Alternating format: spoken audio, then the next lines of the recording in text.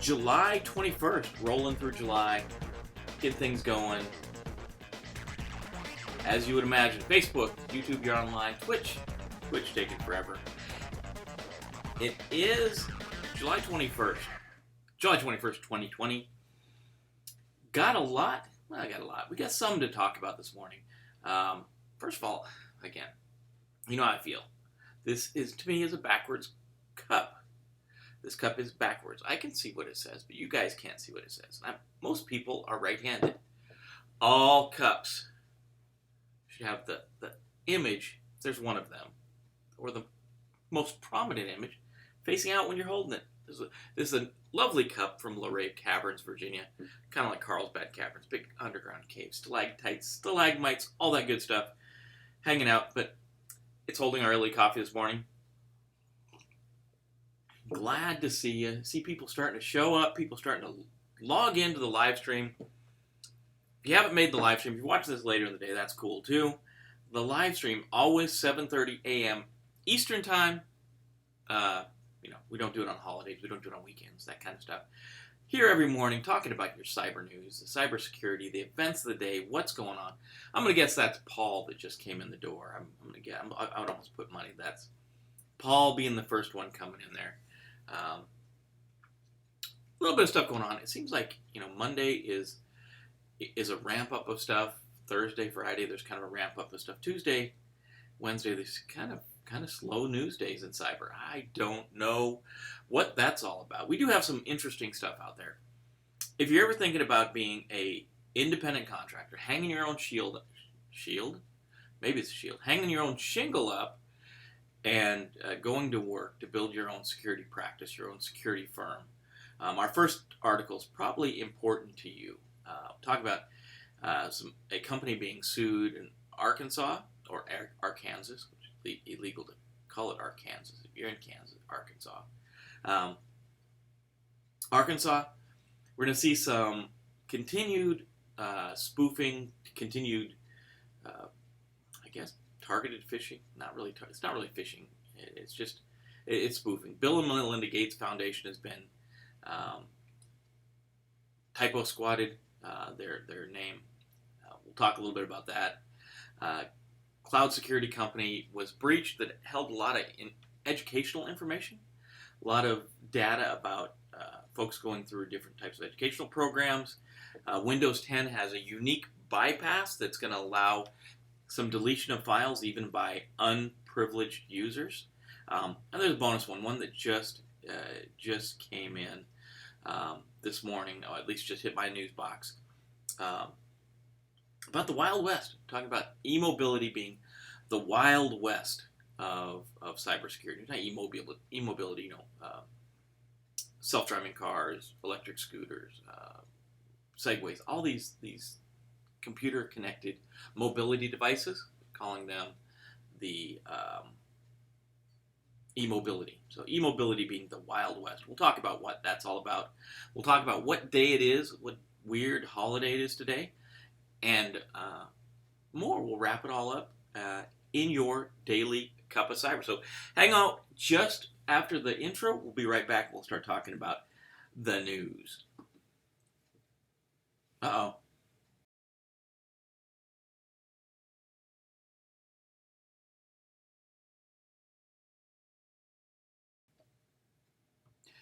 Well, we seem to have lost a file. Can't do, not now. Well, that's strange. This is the kind of stuff you put up with every morning when you're going live. Sometimes, I'm glad we haven't had this problem. You can see the fake green screen behind us now. Just going through a crash. Just hold out there a second. We'll fix this. We'll get it fixed. This will be that. We'll get set to the default. The default scene. No, we're going to have to. Man, oh man. This is what you deal with when you go live. Let's get our green screen back there. Let's start with that. Let's get the backdrop. All kinds of weird stuff happened. Brick wall. We don't have our stuff. What is going on here? It's that kind of day. Let's, well, I guess we'll leave the brick wall there. Let's get everything else figured out here. Tighten it a little bit so we can have our stuff in place. I guess we'll have a brick wall today. Today we'll have a brick wall. We won't have our normal background. Yeah, I don't have to. Lost a video. I don't know if it's in moving. I don't think we moved stuff around, but maybe we did. But let's get to the news anyway. So later on, people will say, "Why is there a brick wall there instead of the normal background?" And we'll say, "We're just. I guess we're on scene today." That kind of stuff happens sometimes. So we just have Ecamm doing all kinds of weird stuff this morning. I did an update yesterday, so of course updates are terrible to have in place. So let's see, overlays, where are they at? Overlays all disappeared because I'm not in my main scene. So you guys are gonna have to live with me for a second here. God dang it.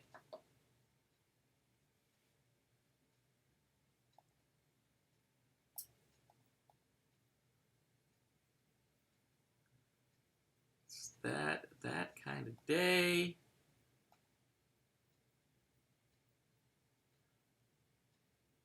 You're seeing all of the background, all of the good stuff that normally goes on in the background is coming up because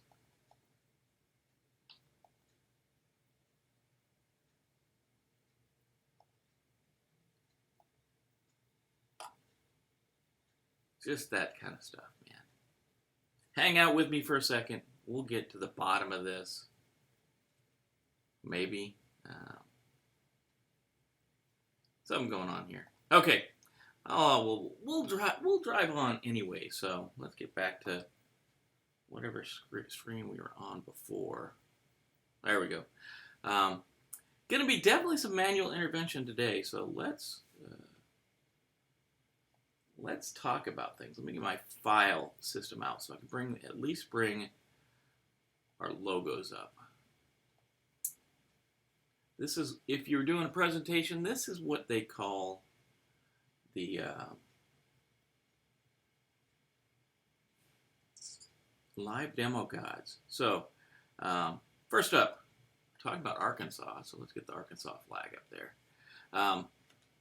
Back edge, we'll work through this. So there's a lawsuit filed in Thursday in Pulaski County. Pulaski County Circuit Court says that security breach of a new state computer program this spring led to identity theft of those seeking to apply for unemployment compensation benefits. The lawsuit claimed that Protect Solutions of Little Rock, Arkansas was hired by the state to develop the program and was negligent in its work, leading to a breach that compromised banking information and other personal data of the applicants. Plaintiffs also claim the breach led to an invasion of privacy. So this is one, if you're thinking about going into the business of IT or into the business of security yourself, beware. Make sure that you have yourself covered. As some of you know, I was an independent consultant. I had my own little shingle. I just a company essentially of one, doing security work. And you have to have errors and omission insurance. And for me, I carried $1 million of errors and omission insurance. This case is Protect Solutions, and I don't know how big they are. Apparently, they released, not released, but this breach led to the release of 30,000 applicants' data. They could be affected by this. So apparently this is tied to the CARES Act. Arkansas had to increase their unemployment program to account for folks like 1099s or self-employed folks, freelancers, gig workers, so that they could get unemployment under the CARES Act, which is part of the law. The Division of Workforce Services hired this company to build the website or build the processing system that was going to process these applicants, and there's a flaw in it. And essentially, a programmer was applying. When you have these independent consultants being able to apply for unemployment benefits, he went in there and he was checking out the system, and he found some flaws in the way that it was set up. And it was really in the way, let me find the statement here.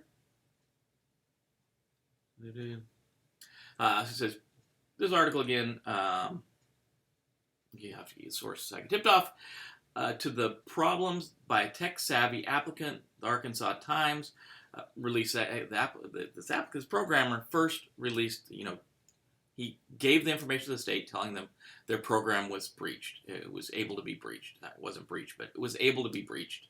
And they didn't do anything about it, so he released it to the Times. The Times said the applicant, a computer programmer who didn't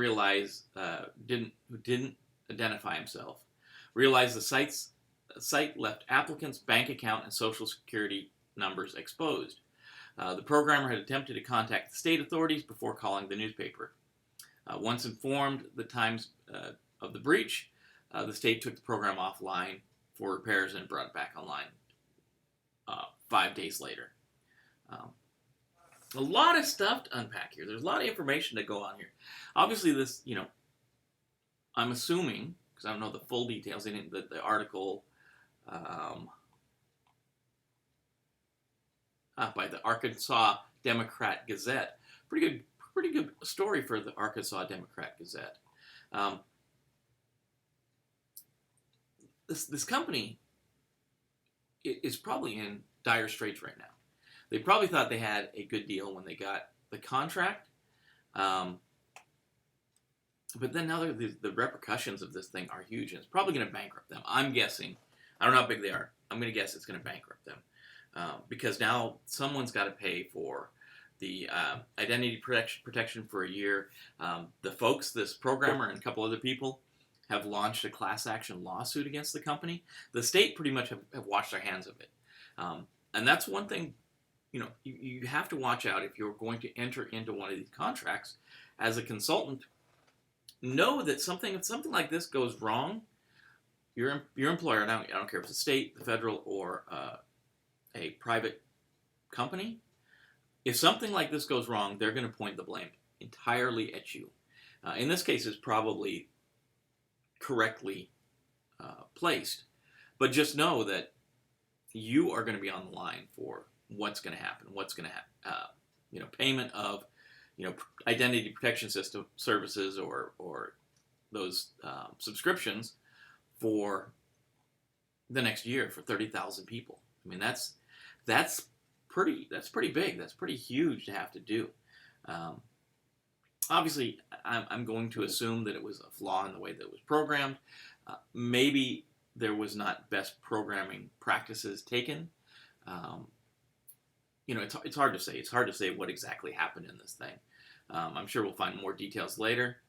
But it's just an indicator. If you're out doing the business, there's great money to be made in this, and we'll talk a little bit about that later. But you got to cover yourself. I get that insurance, but this guy, if these folks, I'm sure it's a bigger company, but if they didn't have insurance, they're totally in trouble. If they have insurance, it's only going to cover, like mine in a situation like this would have covered $1 million. I'm sure it's going to go way over that just in the cost of monitoring. It's going to be way, way beyond that. So, also up, Bill and Melinda Gates Foundation. This is from HackRead, their website. We're talking about the importance of such Bitcoin phishing scams has increased with a massive Twitter account hack spree on July 15th. So this is a weird one, right? So this is typo squatting, and the website that was typo squatted, and really we should talk about typo squatting. It's when the attacker creates a website and the address is so similar to a legitimate site that it's often confused. So in this one, the attacker created a website, and they spelled it out as Gates Foundation, but the foundation is Foundatlon. So the L looks a bit like an I when you're just looking at it, especially in an email or something quick. So it looks like it could be the Gates Foundation. The weird thing about this one is they use the same, essentially the same text that was used in the Twitter attack, the Twitter note, right? Move my little video over here. Hi everyone, everyone's asking me to give back at this time. I'm doubling all payments sent to Bitcoin to the Bitcoin address in the next 7 days. You send me 1,000, I'll send you 2,000, and it gives the Bitcoin address. That's the phishing email. So essentially, it's the same message that was sent out to in Twitter on the 15th. Now they're just sending it out over email using some typo squatted email accounts. So you get this, you look at it, it looks like it comes from the Gates Foundation because that I and L, the way they look similar. And if you did give up your Bitcoin, obviously it's gone forever. The folks that monitor the Bitcoin address, they're looking at the Bitcoin address, say no one's fallen for the scheme. The website has been taken down. But again, we didn't talk about this in the last one, the Arkansas case, but the why, obviously in this case, the scam is trying to get money. They're trying to get Bitcoin, and that's the why. That's the cut and dry. That's the why. We see that a lot more now than we used to. So the why is trying to get the cash from folks, the Bitcoin from folks. The how is using this phishing technique, and it's just same thing we've seen. If you've seen the Twitter breach, you've seen this, and that's a ridiculous email to fall for. If you look at that thing and go, if Bill Gates give me money, why wouldn't he just give me money, right? I should say Bill and Melinda Gates Foundation. If they're going to give me money, they're just going to give me money. And why would that organization just be giving random people money? It doesn't make a lot of sense. It doesn't make sense if we think about this thing critically, which is what we should be doing. We should be doing critical thinking on these emails we're getting. It's weird. The people are falling for this stuff still. So how do we protect?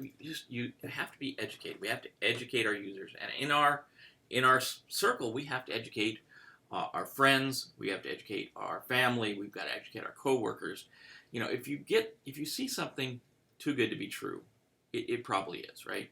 And that goes for if you forward this Facebook post, this email, this Twitter, whatever. If you forward this thing to 10 people, then you're going to get a free prize, or you're going to get something that just makes no sense. And people need to think about that. Think about these scams. Think about what's going on with them. Miss my little stream deck, man. That's getting me today. It's going to get me. So I got to roll around and move things around, and you guys are the ones that pay the price for me having to do this. So I apologize for it. We'll get it fixed up by tomorrow. We'll get it back online. I just didn't want to spend a lot of time this morning doing it. Where is my next? Does cause a weird delay as I look for. There we go. Gigantic. Let's get that right size and get that over here. So this is weird. We talk about ransomware. We talked about ransomware a lot in the last weeks. So Blackbaud, I should say, pays ransomware operators to avoid leaks. So essentially, in the stories, luckily, the show notes didn't get messed up by our weird Tuesday morning. But in the show notes, you got the link to this. So I'm going to summarize this. Blackbaud is known for fundraising suites aimed at educational institutions and charities. It offers a diverse portfolio of management and payment services to help process donations and fundraisers. and this is Security Week has this article. Essentially, a ransomware attack was going on against Blackbaud. They identified it, they brought law enforcement in, they brought forensics people in, they brought their own security people in, and they stopped the ransomware attack. The files were not encrypted, but the data was taken. So as we talked about earlier, we moved through this logical transition of ransomware from first just encrypting the data to the second stage where we take we as the attacker take the data and then encrypt the drives. That was the stage that the guy identified the breach. So Blackbaud identified the breach when the data was being taken. They were able to stop the encryption, but the problem is there was a lot of information. Blackbaud is saying the attackers didn't get access to credit card data, bank information, social security numbers, but it did get some privacy information. The article doesn't say how much they paid, but they did pay the ransomware actors, the bad actors here, to not release the information. So, they've checked so far, and it doesn't look like the information has been leaked anywhere. It doesn't look like it's been posted anywhere. So essentially, the first part of the ransomware attack still resulted in the attacker getting the money. So it was a combination of a self-hosted environment that this organization used. Their cloud environment, the public cloud environment, which is Microsoft Azure and Amazon Web Services, or AWS, and most of the company's self-hosted environment weren't affected by the breach. So it was early on. The amount of information they got seems to be just from probably the web server, and that's where they were able. And then the database supporting that. They didn't get further. The attacker didn't get further, so it's pretty good. Unfortunately, they did get data, and that's a bad thing. But they did stop them, so it's a pretty good indicator that they've got a decent program in place. They didn't stop the attacker from getting inside, and I don't know, again, they didn't talk about what ransomware came in. They didn't say, what the method of attack was, so we don't know any of that. So we know the why, in this case, is always money. Again, money, money, money. The ransomware actors, they wanted the cash. And we don't know the method of exploit in this, but we do know that this company did have must have had, we can assume, I guess, the company had a good IDS, IPS, SIEM, Security Operations Center, kind of somebody watching to see this thing starting to happen. Somebody was alerted, somebody got people spun up and stopped the encryption attack, stopped the exploitation of data or the exfiltration of data from other parts of the environment. So they did kind of contain it, but data was still lost. And I don't know how much was paid. I don't know the way the attacker got in. But again, this way is your defensive protections, patch your systems, have perimeter defenses, use end user training, all these things, because we don't know really how this one happened. But they were able to get in. They were able to move data out, and these guys were able to stop it. But they did have to pay the ransomware amount because of the type of data that was exfiltrated. So again, it's one of those weird things we see. What is next? I got all the way to Windows. Luckily, my stuff is alphabetical, so it'll go from B to W, which is sorry, guys. And this one's kind of crazy. Let's say Windows 10 exploit. So the Windows 10 store wsreset tool lets attackers bypass antivirus and do a bunch of other damage. They didn't talk about all the other damage that can happen here. The big thing about this, and again, check out the whole article in the show notes. The wsreset tool will allow an attacker to delete files as if they were an administrator or an elevated account, even though they may not have that level of permission.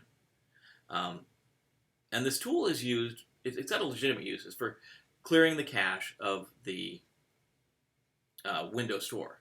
It deletes the files in the directory, and it's supposed to be this inet cache directory that's cleaned by this tool.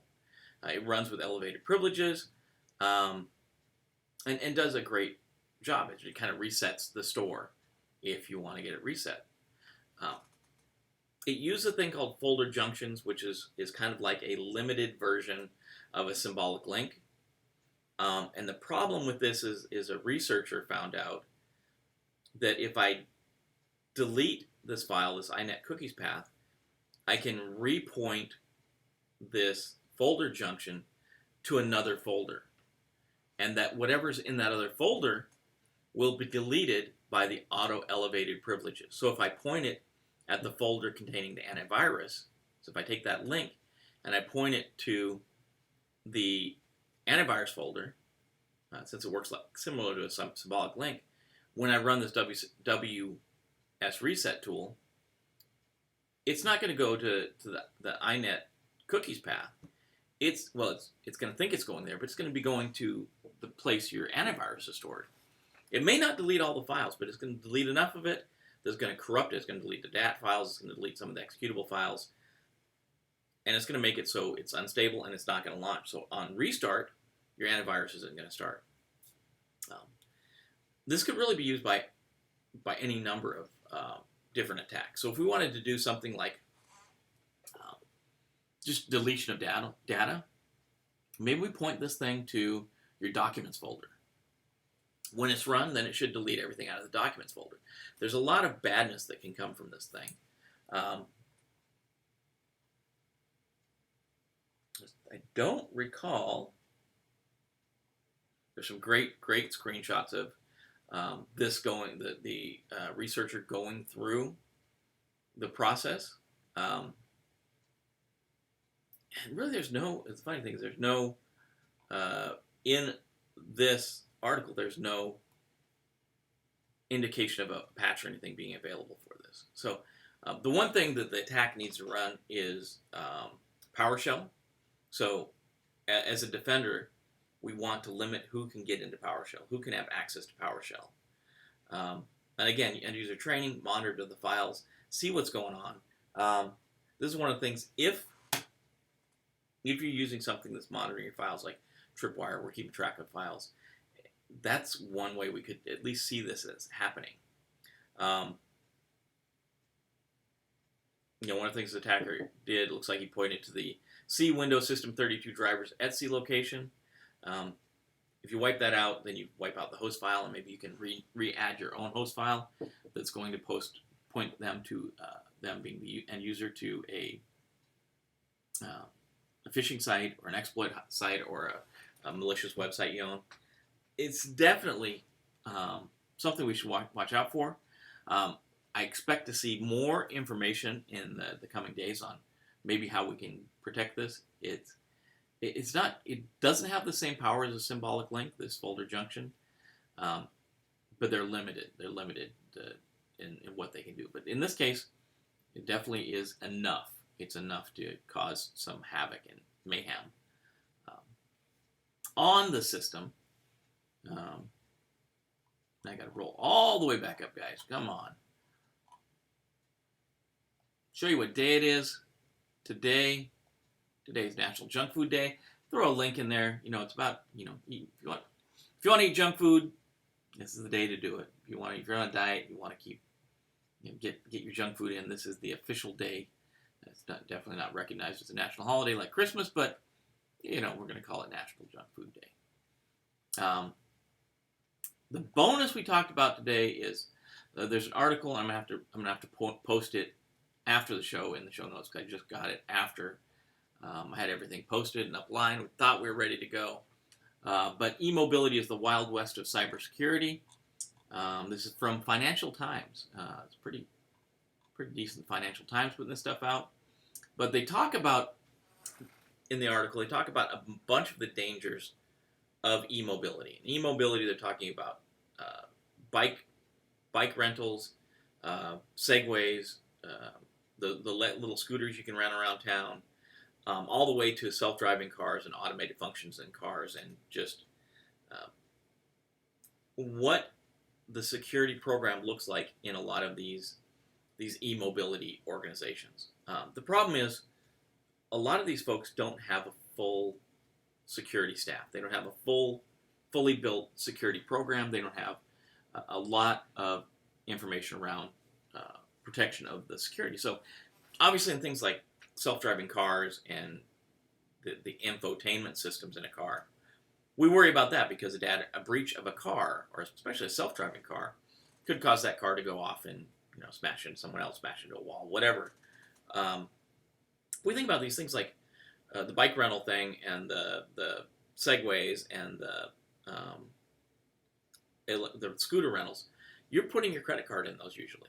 How is that credit card information being protected? Should be protected in line with PCI requirements, but do we know if that's really happening? We hope it is. But a lot of this, the article goes on to say this is the Wild West. Andy Bratt, UK Managing Director of Coalfire. Most forward-thinking outfits like electric vehicle manufacturers have established dedicated security divisions, but that doesn't mean everyone has. That doesn't mean everyone that's putting these scooters out. Doesn't mean everyone's putting these bike rental places out. Doesn't mean everyone that's building these e-mobility companies has thought the same about security. From my point of view, if you're going into security or if you're in security now and you're wondering where you want to go, maybe you want to move from where you're at, maybe you're working in the federal or the state government, or maybe you're working in a financial, you want to do something different, it looks like these, automotive would be a great place to move because there's a ton of work to be done automotive. Whether infotainment or self-driving, infotainment systems can be exploited, and they normally share a bridge within the car to the critical systems of the car. The self-driving stuff, obviously, that's dangerous as far as attackers go. So, plenty of work to be done if you're looking to change your industries or change parts of where you work in security, or you're new to security. This is a great place maybe to get into the e-mobility market. Think about it. I don't know. That's it. The couple things I told you guys that the shirts were coming in. I did get the 2 shirts in yesterday. So we did get the RMFer shirt came in, and they all have the Cyber-Recon logo on the back. These are district shirts. They feel really nice. The other one I like is, of course, the Red Friday, right? So, we wear red on Friday. Remember everyone deployed. Again, it's got the CR logo on the back. That's what we do. Those are out there. We'll put them in the store. Obviously, the big thing with those ones, if you're playing trivia, which I'm not even going to try to put the trivia thing up. If you're playing trivia, which the next one is next Wednesday, I think it's the 28th, 7 o'clock. Be there, be square. It's a fun time. Probably do 40 questions. We did 50 last time. We'll probably roll back to 40. I think we're going to do the one where you just, 10 questions of sound. Can you identify the sound? That could be anything from a post command to a movie quote. Do you know what the sound is? Can you identify the sound? I think we'll throw that in there. We'll throw the same thing. We'll probably have potpourri in there because that's kind of gives us all over the place. And I don't know. Tell me, throw in the comments below. Throw me a note. Let me know what you guys think. What's a good topic we should be covering for the next trivia night? What's a good thing? We covered cloud. We covered Wi-Fi. Internet of Things. That might be a good place to go. I don't know. You tell me what you think's a good area to cover. But other than that, it's been a good morning. It's been a crazy morning. We've got the bricks back here for some reason. Like always, if you like what we're doing, hit that like button. It helps us with the logarithm. Subscribe if you haven't already. It's probably right over there somewhere. Hit the bell to be notified when we have new stuff coming out. Share with your friends if they're doing security stuff. Even if they're not, if they want to get into security, share with your friends. We've got a lot going on. We've got a lot to catch up on. So look forward to seeing you tomorrow morning. Be safe out there. Mike Bravo is going to tell you, go get some. I'm going to tell you be safe. And until next time, we'll see you tomorrow morning. Hopefully with everything back on track.